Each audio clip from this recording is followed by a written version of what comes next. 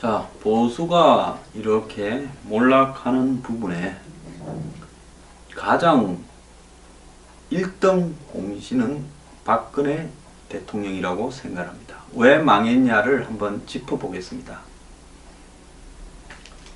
자, 그 부분을 짚지 않고는 앞으로 나아갈 수 없기 때문인데요. 저도 이거 참 이야기하기 싫은데요. 그렇지만 이 이야기를 해야만 정리하고 가야 나중에 보수가 다시 살아날 수 있습니다. 자, 박근혜 정부가 일단 왜 이렇게 정권 재창출에 실패했느냐라고 봤을 때 첫 번째는 기본적인 부분에 대한 어떤 인식이 없었습니다. 대통령이라고 하면 소통, 저는 소통이란 말을 너무 강조하는 것도 별로 안 좋아하는 사람입니다. 하지만은 대통령으로서 국민의 소리를 듣고 언론의 이야기에 귀를 기울이고 또 반대하는 사람의 이야기도 존중하고 수많은 사람들을 만나면서 자신이 제대로 가고 있는 것인가, 그들은 무엇을 원하고 있는 것인가 하는 부분들을 파악하는 것은, 더 나아가서 자신을 견제하고 반대하는 야당이나 언론들과도 대화를 나누면서 그들을 설득을 하고 또 더 나아가서 그들의 비판도 수용하고 하는 것은 대통령의 기본적인 태도라고 보고 있습니다.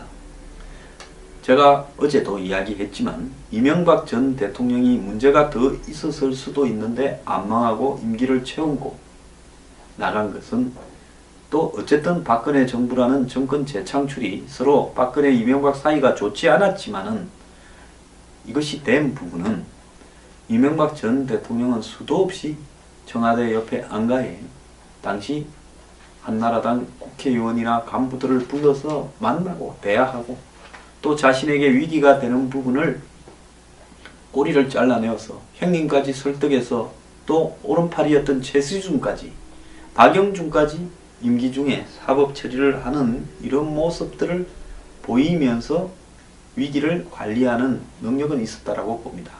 이것이 옳고 그르다라고는 저는 말하지는 않겠습니다. 이명박 정부에서 블랙리스트와 유사한 한마디로 노동비서관의 민간인 사찰 의혹이 제기되었지만은 이명박 정권은 그 문제를 기술적으로 넘겼습니다. 한마디로 이명박 정권은 도덕적으로나 정의적인 관점에 봤을 때 옳지 않았다 하더라도 수많은 스캔들이 터졌습니다.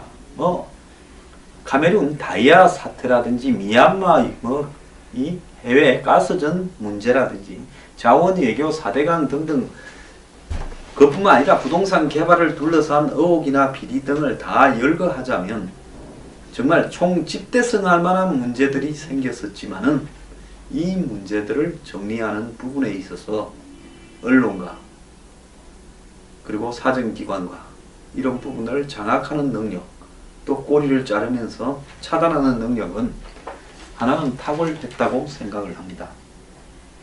그러나 박근혜 정권은 이명박 정권에서 가지고 있던 다양한 인맥을 활용하고 국가기구를 활용하는 이런 능력조차 결여된 채 장관이나 차관, 청와대 수석, 주요한 핵심 참모들조차도 한마디로 거의 무시하고 방치하면서 일방적인 지시를 통해서 모든 일을 수행했습니다.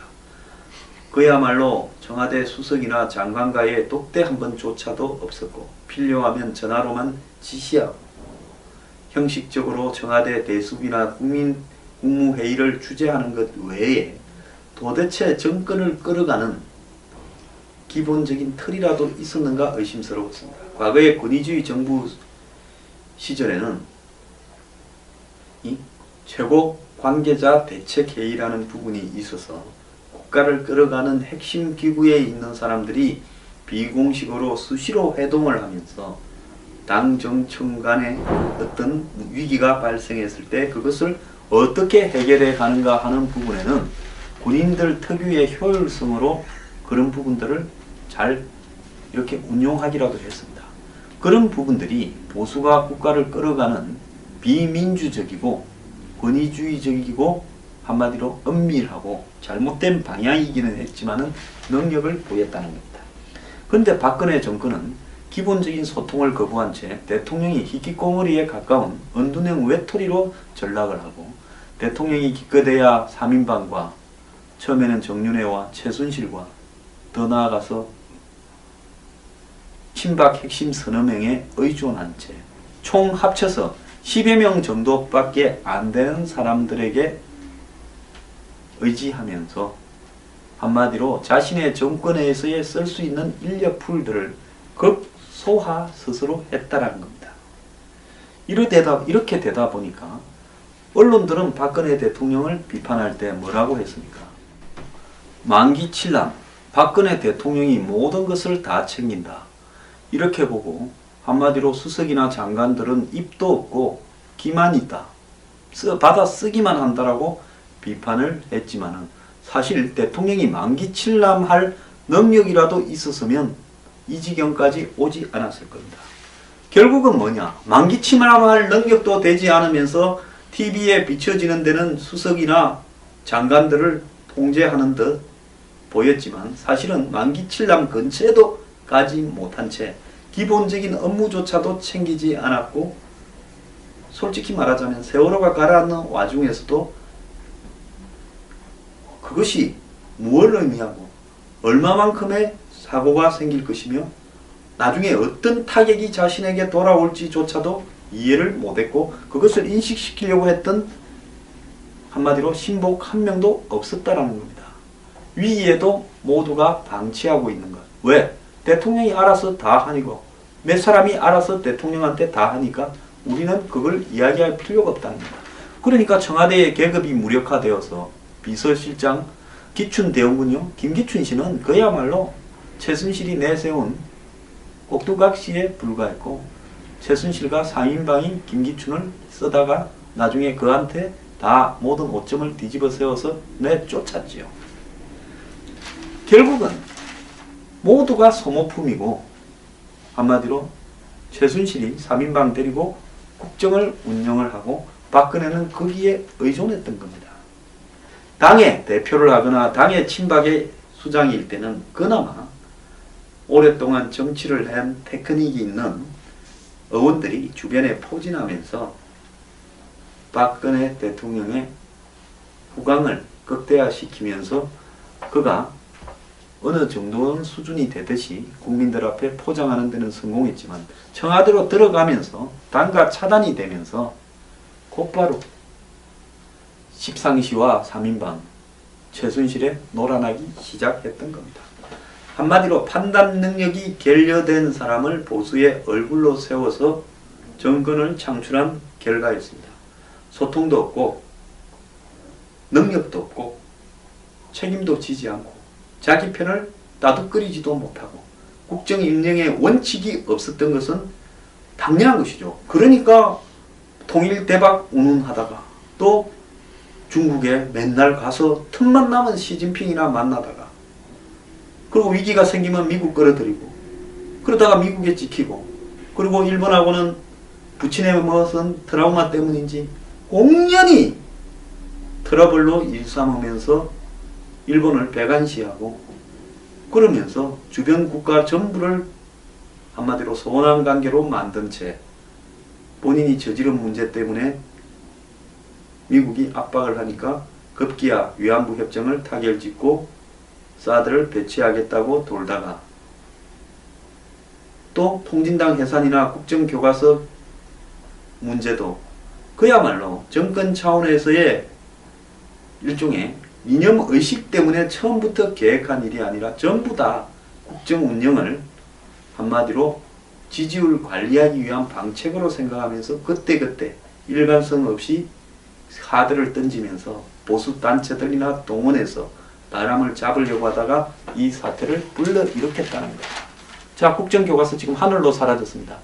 국정교과서를 이렇게 관철시키겠다고 비례대표직을 받은 국정교과서의 잔다크 전도사라는 사람은 비례대표직을 던지지 않고 이번에 홍준표 대변인 역할을 충실히 수행했습니다. 무능의 극치였고 보수의 가치에 대한 인식이 하나도 없었고 부패에 대한 인식도 없었고 정의에 대한 인식도 없었으며 집값이 올라서 전월세에 시달리면서 서울에서 쫓겨나는 서민들을 향해서 뉴스테이 좋잖아요. 뉴스테이에 살아요. 대기업의 온갖 대기업 건설사들에게 땅값이나 금융지원 특혜를 주고 조 단위의 몇 조 단위의 예산을 지원해 주면서 고액 월세 사업을 벌리도록 하면서 대통령이 자기 취임 3주년입니까? 그것을 홍보했습니다. 그때 저는 정말 과감하게 그 모습을 보면서 빵이 없으면 케이크를 먹으라, 쿠키를 먹으라고 하던 마리 앙뜨와르트의 모습이 연상된다고 한 바 있습니다. 전월세 고민하지 말고 뉴스테이에 살아요. 뉴스테이. 이름도 좋잖아요. 이 사건 하나가요. 저는 그때 과감하게 뉴스 브리핑에서 이 이야기를 방송을 했습니다. 이 하나에 그때가 아마 2016년 2월 말쯤이었을 겁니다. 듣기로는 친박 최모가 급히 청와대에 들어가서 그런 말을 하도록 했다라는 설도 있습니다. 이 하나에 박근혜 정권이 국민들을 바라보는 모든 시각을 다 담고 있었고 철학도 없고 가치도 없고 무능한 사람이 대통령이 되면서 곧바로 재벌들에 놀아나버린 겁니다. 그러면서 같이 어울려서 짝짝꿍하면서 재벌들의 이해관계 다 봐주고 풀어줄 놈 다 풀어주고 사면은 절대로 안 하겠다는 사람이 재벌 회장들 다 풀어주고 그 다음에 풀어줬으니까 대가를 받는 것이 재단이고 성마 지원 받다가 구속돼서 저지경에 이르는 겁니다. 이름에도 불구하고 보수 정당 내부에서는 어느 누구도 잘못되어 간다 이야기하지 않았습니다. 제가 거의 유일하게 3인방 지라시 사건이 터졌을 때 3인방 물러가라. 그 전에도 그랬습니다. 정윤회도 물러가라. 그리고 친박들 핵심들 대통령에게 직언하라고 이야기하다가 오늘날 태극기 들고 박근혜 대통령 지켜야 된다라는 저 사람들이 저한테 다 달라들어서 종편 십상시 생계형 평론가라고 했습니다. 종편 십상시고 생계형 평론가라면 이런 말을 했겠습니까? 박근혜 끝까지 아부했죠. 자, 그렇게 비판을 못 견뎌 하면서 비판하는 사람에 대한 얄팍한 보복도 했습니다. 자, 자유한국당 박근혜를 저렇게 구치소에 가두었다면 박근혜하고 과감히 단절하고 박근혜에 굴복하고 최순실에 부역했던 부분에 대해서 청산을 하고 국민 앞에 사과하면서 선을 긋고 새로운 보수의 가치를 세우겠다. 우리 스스로 박근혜를 더 엄중하게 처벌하겠다. 그리고 전 정권의 모든 비리들도 보수 진보할 것 없이 척결하겠다고 하면서 부패 청산과 사회개혁을 가치로 들고 나왔어야 될 건데 후보부터 구도 캠페인까지도 다 져버렸습니다.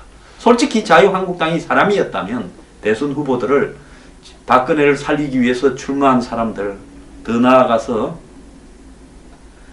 이 막말의 대가 이런 사람들을 끌어들일 게 아니라 외부에서 그래도 기존의 보수의 가치를 잘 수행할 수 있는 사람을 영입해서 그를 대선 후보로 세우겠다고 하는 양심이라도 있었어야 되는데요. 대선 과정에서 쭉 막말과 유행가 그리고 그야말로 부패 척결이나 청산에 대한 부분은 양념으로 이야기했을 뿐이지 그 부분에 대한 인식과 진정성이 국민에게 누구에게도 가지 않았습니다. 혹자는 저보고 이야기합니다. 뭐 유세에 가니까 황 소장 이야기하던 거 하더라. 그거 아무 소용없습니다. 사람은 어떤 이야기를 할 때요. 그것에 비판적인 사람조차도 그럴싸하다라고 받아들일 만큼 진정성이 담긴 이야기를 해야죠. 자, 당의 절반은 태극기에 매달려서 그걸 방치한 채 같이 해왔습니다. 그리고 색깔론하고 네거티브에 연연했습니다. 저한테도 뭐 자료 달라 이야기 왔는데요. 제가 이것들이 사람인가 싶었습니다. 2012년에 제가 여러 가지를 가지고 자유한국 당시 한나라당이 앞장서서 이런 문제를 지적하라 했을 때 단 한 명도 대선이 어떻게 될지 모르니까 하겠다고 하지 않고 꼬랑지를 내리던 인간들입니다. 이제 해가 다 져가는데 뭘 어떻게 한단 말입니까? 딱 그들의 수준에 맞는 표만 얻었을 뿐입니다. 제가 이야기하지 않았습니까? 홍준표 후보 저렇게 유세하면 박근혜 탄핵 기각의 입장을 가졌던 20%까지는 갈 것이다. 그런데 25%를 넘기려고 하면 홍준표 후보 메시지를 바꿔야 된다. 그런데 그러지 않는 걸로 막판까지 그러지 않는 걸로 봐서는 이길 생각이 없이 패배 후에 당권 잡으려고 그러는 거 아니냐. 유승민하고 합쳐봤자 30%다. 최대치가. 그렇다면 지금 보수의 10에서 15%가 도주를 했는데 제가 그러지 않습니까? 문재인이 40%는 부동이다. 결국만 보세요. 41.4%가 나왔지 않습니까? 그러면 그걸 따라잡으려면 이기려면 승부수를 던져야 된다. 일부 수구 꼴통 보수가 떨어져 나가더라도 15% 정도를 더 가져오려고 한다면 수도권과 충청권과 20대부터 40대의 입장에 맞는 그들이 이번 대선에 바라는 특히 박근혜 탄핵과 저음에서 그들이 가지고 있는 생각을 상당 부분 반영해서 이야기를 하면 해야 된다. 이런 입장을 가졌는데 그렇게 하지 않았습니다. 자, 유승민 내부 반란에 시달리고 온갖 어려움이 있었는데 6.8%를 득표했습니다. 바른정당의 지지율보다 유승민 득표가 최종적으로 더 높았습니다. 자유한국당의 홍준표 후보의 24.2%가 중요한 게 아니라 그 와중에도 6.8%가 홍준표 후보를 안 찍었습니다. 왜? 마지막에 그래도 보수의 시각을 가지고 있는 사람들한테는 상당수 단일화해서 홍준표를 밀어줘야 된다. 문재인 안 되려면 해야 된다는 입장이 돌았음에도 불구하고 끝까지 저도 좋으니까 유승민 찍겠다 한 사람이 6.8%였습니다. 이건 뭐냐면 보수라도 너것이 보수는 절대로 안 된다. 차라리 야당을 하라고 작정을 하고 유승민을 찍은 사람의 표라는 겁니다. 거기에는 뭐가 있느냐.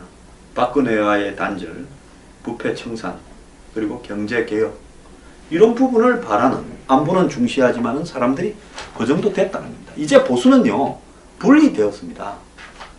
저는 유승민 후보가 자기가 선거 때 말한 가치가 맞다면요 3명이 남든 4명이 남든 5명이 남든 한마디로 개혁 보수 정당으로서 바른정당으로 가야지 자유한국당하고 통합을 해서는 안 된다고 생각을 합니다. 자유한국당은 수구 정당으로 결국 가서 소멸되어 가든지 안 그러면 입장을 바꾸어서 개혁적 보수 입장으로 나서든지 양자택일을 해야 될 겁니다. 수구적으로 가면요 기다리고 있는 끝은 소멸입니다. 그리고 두 당이 어설프게 통합을 하니 어쩌니도 저는 반대하고요. 특히 친박 핵심들에 대해서 과감한 청산을 해야 된다고 보고 있습니다. 안 될 겁니다.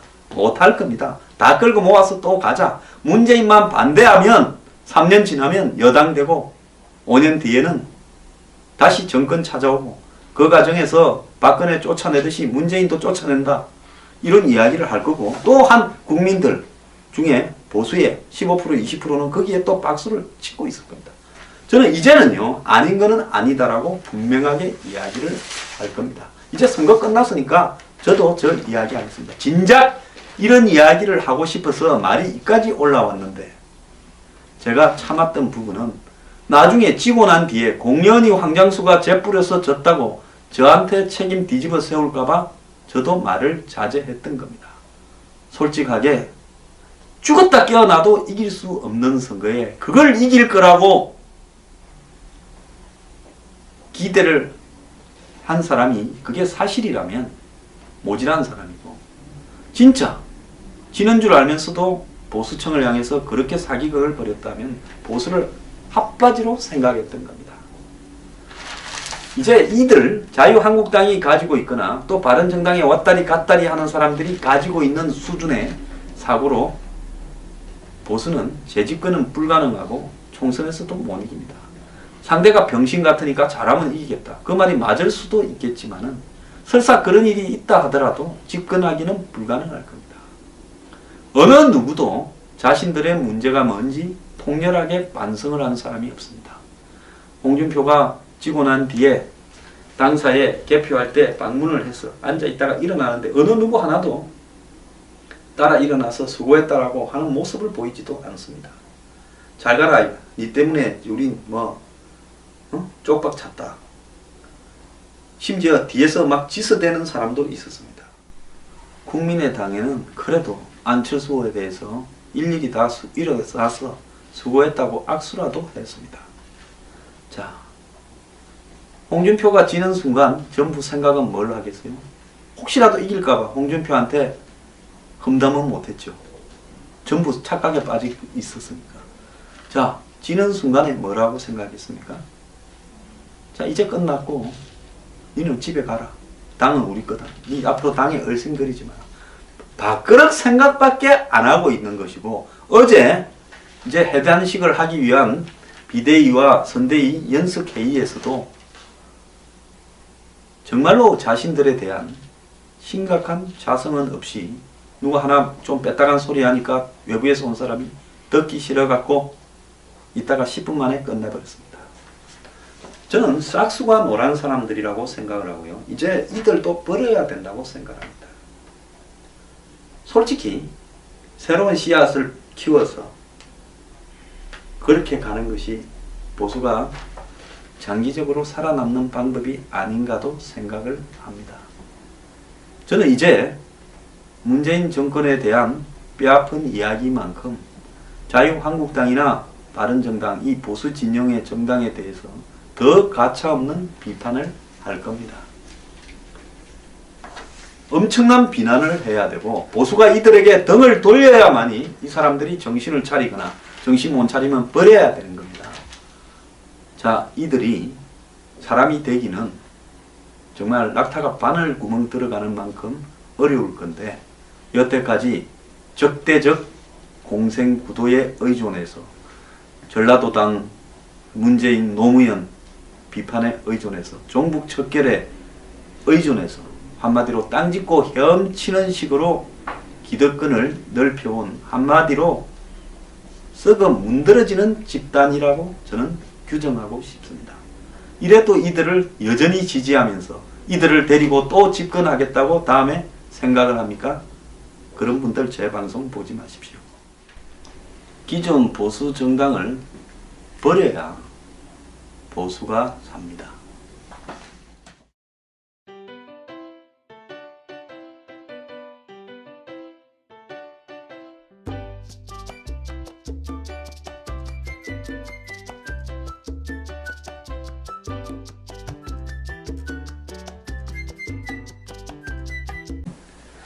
대통령으로서 국민의 소리를 듣고 언론의 이야기에 귀를 기울이고 또 반대하는 사람의 이야기도 존중하고 수많은 사람들을 만나면서 자신이 제대로 가고 있는 것인가, 그들은 무엇을 원하고 있는 것인가 하는 부분들을 파악하는 것은, 더 나아가서 자신을 견제하고 반대하는 야당이나 언론들과도 대화를 나누면서 그들을 설득을 하고 또 더 나아가서 그들의 비판도 수용하고 하는 것은 대통령의 기본적인 태도라고 보고 있습니다.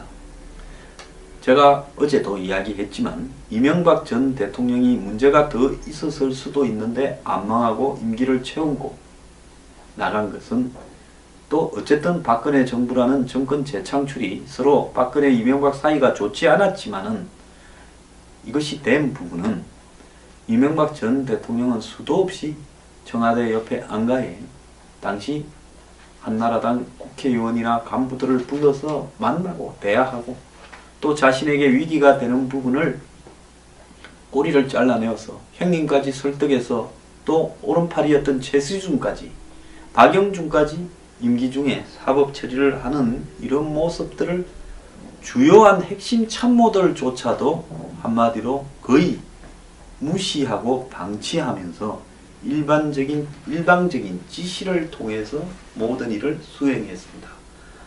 그야말로 청와대 수석이나 장관과의 독대 한 번조차도 없었고, 필요하면 전화로만 지시하고 형식적으로 청와대 대수비나 국무회의를 주재하는 것 외에 도대체 정권을 끌어가는 기본적인 틀이라도 있었는가 의심스러웠습니다. 과거의 권위주의 정부 시절에는 이 최고 관계자 대책회의라는 부분이 있어서 국가를 끌어가는 핵심 기구에 있는 사람들이 비공식으로 수시로 회동을 하면서 당 정청 간에 어떤 위기가 발생했을 때 그것을 어떻게 해결해 가는가 하는 부분에는 군인들 특유의 효율성으로 그런 부분들을 잘 이렇게 운용하기라도 했습니다.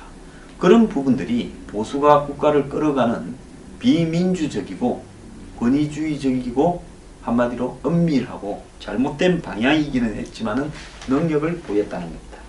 그런데 박근혜 정권은 기본적인 소통을 거부한 채 대통령이 히키코모리에 가까운 은둔형 외톨이로 전락을 하고 대통령이 기껏해야 3인방과 처음에는 정윤회와 최순실과 더 나아가서 친박 핵심 서너 명에 의존한 채 총 합쳐서 10여 명 정도밖에 안 되는 사람들에게 의지하면서 한마디로 자신의 정권에서의 쓸 수 있는 인력풀들을 극소화 스스로 했다라는 겁니다. 이렇게 되다 보니까 언론들은 박근혜 대통령을 비판할 때 뭐라고 했습니까? 만기칠남, 박근혜 대통령이 모든 것을 다 챙긴다. 이렇게 보고 한마디로 수석이나 장관들은 입도 없고 기만 있다. 받아 쓰기만 한다라고 비판을 했지만은 사실 대통령이 만기칠남할 능력이라도 있었으면 이 지경까지 오지 않았을 겁니다. 결국은 뭐냐? 만기칠남할 능력도 되지 않으면서 TV에 비춰지는 데는 수석이나 장관들을 통제하는 듯 보였지만 사실은 만기칠남 근처에도 가지 못한 채 기본적인 업무조차도 챙기지 않았고 솔직히 말하자면 세월호가 가라앉는 와중에서도 그것이 무엇을 의미하고 얼마만큼의 사고가 생길 것이며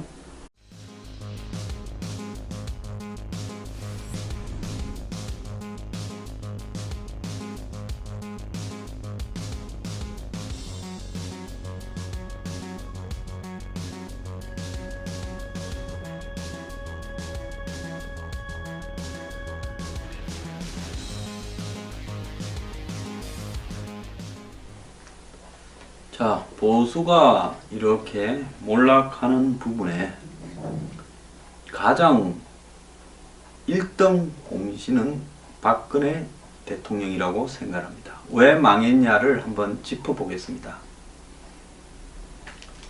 자, 그 부분을 짚지 않고는 앞으로 나아갈 수 없기 때문인데요. 저도 이거 참 이야기하기 싫은데요. 그렇지만 이 이야기를 해야만 정리하고 가야 나중에 보수가 다시 살아날 수 있습니다. 자, 박근혜 정부가 일단 왜 이렇게 정권 재창출에 실패했느냐라고 봤을 때 첫 번째는 기본적인 부분에 대한 어떤 인식이 없었습니다. 대통령이라고 하면 소통, 저는 소통이란 말을 너무 강조하는 것도 별로 안 좋아하는 사람입니다. 하지만은 보이면서 위기를 관리하는 능력은 있었다라고 봅니다. 이것이 옳고 그르다라고는 저는 말하지는 않겠습니다. 이명박 정부에서 블랙리스트와 유사한 한마디로 노동비서관의 민간인 사찰 의혹이 제기되었지만은 이명박 정권은 그 문제를 기술적으로 넘겼습니다. 한마디로 이명박 정권은 도덕적으로나 정의적인 관점에 봤을 때 옳지 않았다 하더라도 수많은 스캔들이 터졌습니다.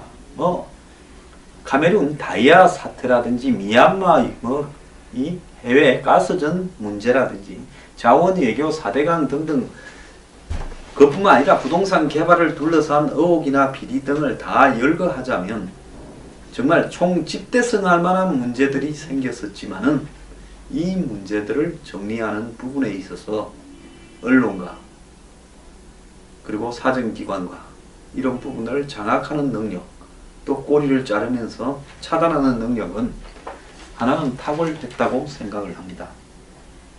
그러나 박근혜 정권은 이명박 정권에서 가지고 있던 다양한 인맥을 활용하고 국가기구를 활용하는 이런 능력조차 결여된 채 장관이나 차관, 청와대 수석